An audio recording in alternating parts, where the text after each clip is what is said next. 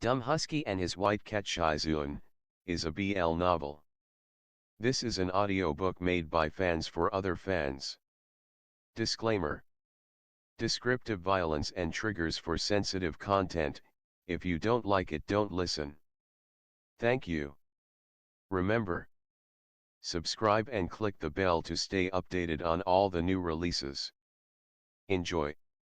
Chapter 25. This venerable one really can't stand him. Chu Wanning's get out was stuck in his throat. His face was gloomy and he was silent for a long time. Finally, he slowly said, "Get in." "Eh? Your door isn't locked?" After a long Cold War, Amoran wanted to reconcile with him. As he spoke, he pushed the door open and entered, as if nothing had happened. Chu Wanning sat at the table expressionlessly. He lifted his eyelids and glanced at him indifferently. Honestly speaking, Amoran was very good looking. As soon as he entered the room, the entire room lit up. He was indeed very young. His skin was tight and seemed to emit a faint glow. The corners of his mouth were naturally curled up, and he seemed to be smiling even when he was not in a mood. Chu Wanning quietly moved his gaze away from Amoran. His slender eyelashes drooped down, and he raised his hand to extinguish a stick of incense on the table. Then, he asked coldly, "What are you doing here?" "I'm here, to take a look at your injuries." Amoran coughed a few times. His gaze fell on Chu Wanning's shoulder, and he was slightly stunned. "You've already changed your clothes." Chu Wanning replied indifferently, Amoran was speechless. He did indeed hold a grudge against Chu Wanning, and he was also angry that Chu Wanning had injured Shi Mei. But after calming down, Amoran was not completely heartless. Although he hated Chu Wanning, he did not forget how Chu Wanning's shoulder had been injured. In that suffocating coffin, Chu Wanning was the one who tightly shielded himself in his embrace. He used his body to block Ghost MC's sharp claws. His whole body trembled in pain, but he did not loosen his grip. Amoran detested Chu Wanning very much. But other than detesting him, he did not know why, but there were also some very complicated emotions mixed in. He was a boorish person. He had never read a book when he was young. Although he had acquired some knowledge later on, when it came to many delicate matters, especially when it came to feelings, he was still unable to make sense of them. For example, when it came to Chu Wanning, Amoran scratched his head and thought about it for a long time. The back of his head was almost bald, but he could not figure out what this feeling was. He could only identify a certain emotion, like hate, happiness, displeasure. If these emotions were to be mixed together, the brilliant Jinmu's Emperor Taksin would see stars in his eyes, and he would completely faint. He did not understand, he did not know, help, his head hurt. Therefore, Amoran was too lazy to think about it. In any case, other than Shi Mei, he did not have the time to study anyone in detail. In his heart, he secretly recorded a bad debt for Chu Wanning. On one hand, he secretly calculated that if there was an opportunity in the future, he would definitely pay it back twice as much. On the other hand, he was filled with guilt. In the end, he still knocked on Chu Wanning's door. He did not want to owe Chu Wanning anything. But Chu Wanning was even more stubborn and ruthless than he had imagined. Amoran stared at the pile of blood-stained cotton gauze on the table, the basin of hot water that was dyed red with blood, and the knife that was carelessly thrown to the side. There was still blood and flesh hanging from the tip of the knife. His head was about to explode. How on earth did this person manage to heal his own injuries? Would he really be able to clean up the rotten flesh and cut it without batting an eyelid? Just imagining the scene was enough to make one's scalp tingle. Was this guy even human? Thinking back to the time when he had cleaned up Shi Mei's wounds, Shi Mei had been moaning in pain with tears in the corners of his eyes. Even if Ran did not like Chu Wanning, he still could not help but bow to him in his heart. Elder Yu Hung was indeed a domineering and pure man. He was impressed. After standing in place for a while, Ran was the first to break the silence. He coughed twice and rubbed his toes against the floor. He said awkwardly, "Just now at the Chen residence." "Shizun, I'm sorry." Chu Wanning did not say anything. Ran stole a glance at him. "I shouldn't have yelled at you." Chu Wanning still ignored him. This person's face was indifferent and expressionless as usual, but he felt wronged in his heart, so he did not say anything. Ran walked over. When he got closer, he saw that Chu Wanning had wrapped his shoulders in a mess. He had tied himself up with cotton yarn like he was tying up a crab. That's true. A person who did not even know how to wash his clothes, could he expect him to tie himself up so nicely? Sighing, Ran said, "Shizun, don't be angry." "Which eye of yours saw me angry?" Chu Wanning said angrily. After a while. "Shizun, bandages are not meant to be done like this." Then he retorted unceremoniously, "Do I need you to teach me?" He raised his hand and wanted to help Chu Wanning untie the bandages and wrap them up again. However, after observing his expression, he felt that if he dared to touch Chu Wanning, he would probably receive a big slap on the face. He could not help but hesitate again. He raised his hand and put it down and raised it again. This repeated several times. Chu Wanning was angry. He glared at him, "What are you doing? Do you still want to hit me?" He really wanted to fight, but it wasn't the time. Ran smiled. Ignoring everything, he suddenly reached out and pressed his hand on Chu Wanning's shoulder. A dimple appeared at the corner of his mouth. "Shizun, I've helped you bandage it up again, okay?" Chu Wanning wanted to refuse, but Ran's warm fingers had already covered him. He suddenly felt his mouth dry and could not speak. His lips moved slightly, but he still let him go. The bandages were removed layer by layer, soaked in blood. When they were completely removed, 5 glaring holes appeared. Just by looking at them, he felt a chill run down his spine. It was many times worse than the one on Shi Mei's face. Ran didn't know what was going on either. He stared blankly for a while, then suddenly asked in a soft voice, "Does it hurt?" Chu Wanning's long and slender eyelashes drooped, and he said indifferently, "It's fine." Ran said, "I'll be a little lighter." Chu Wanning didn't know what he was thinking, but his earrings suddenly turned red.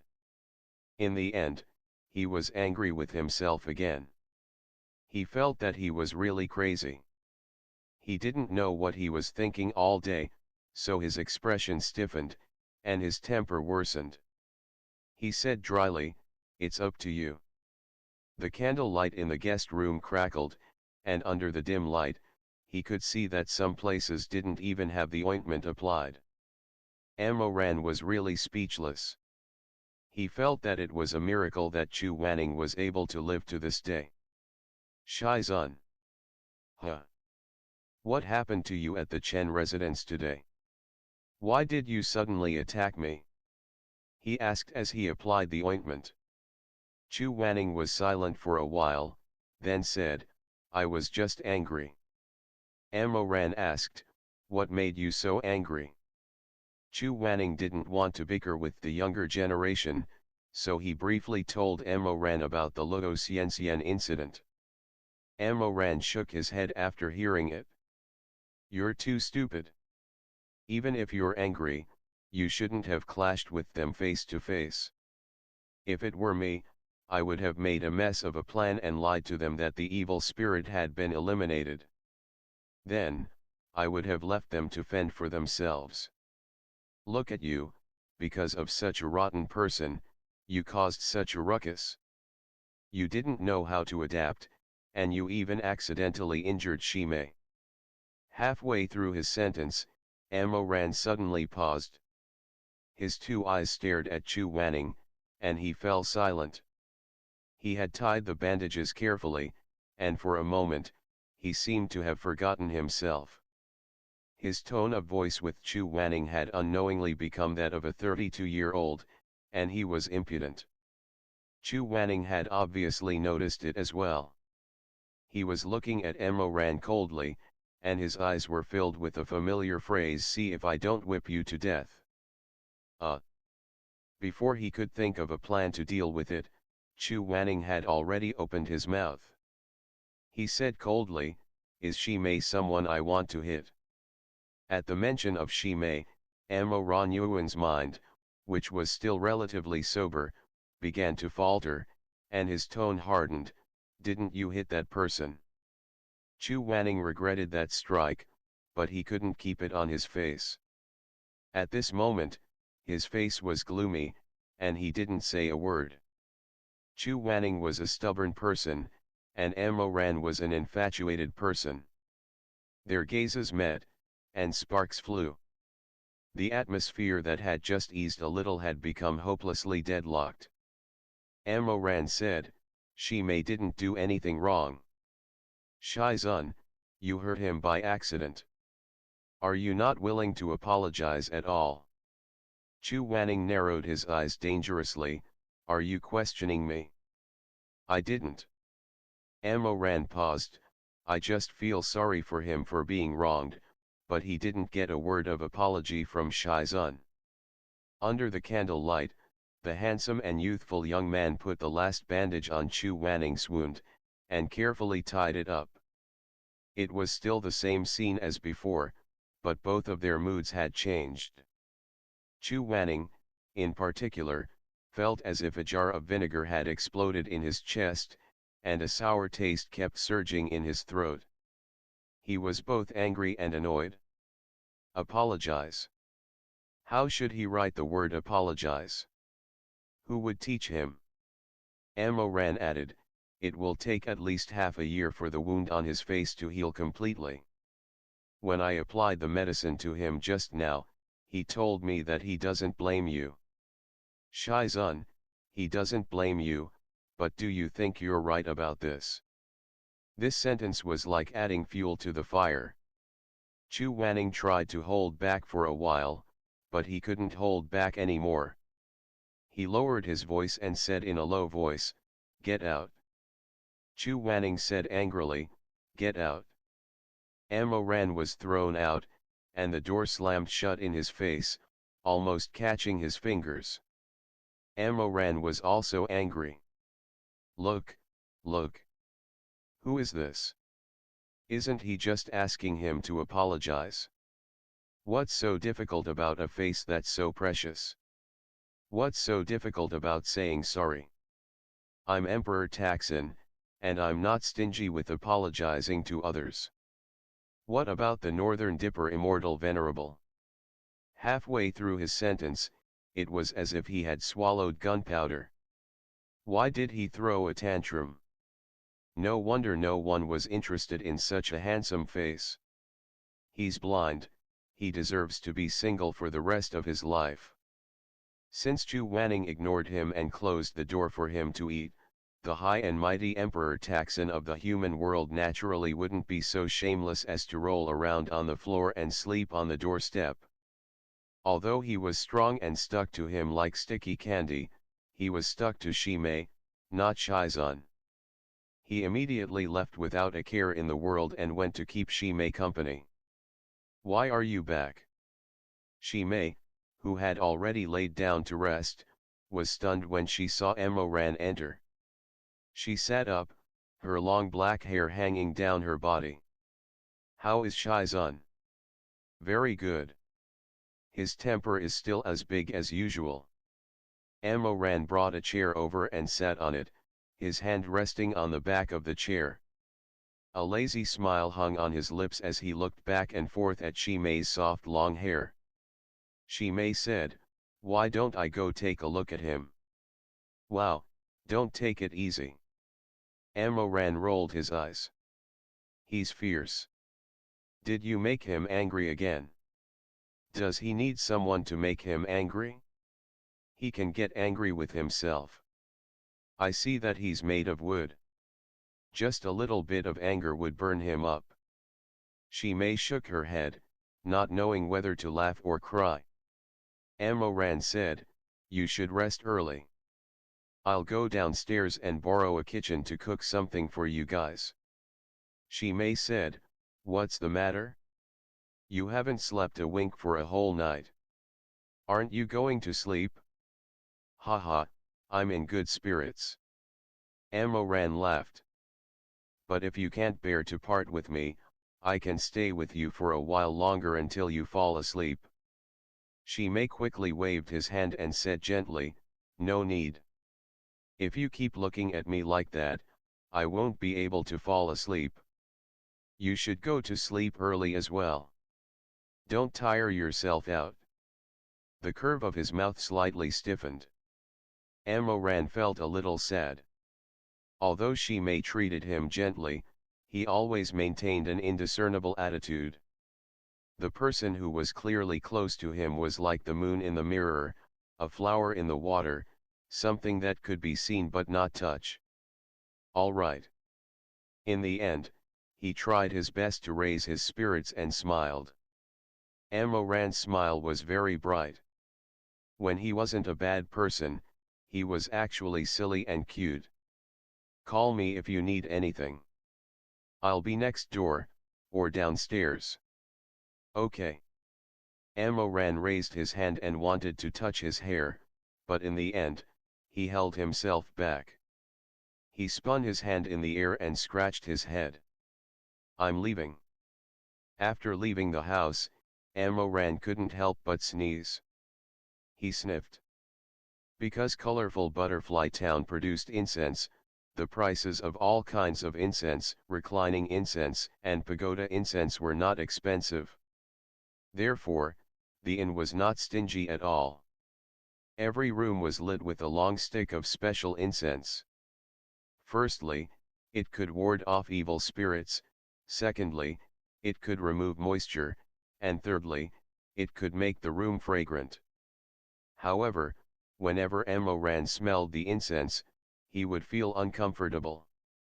Unfortunately, Shi Mei liked it, so he endured it.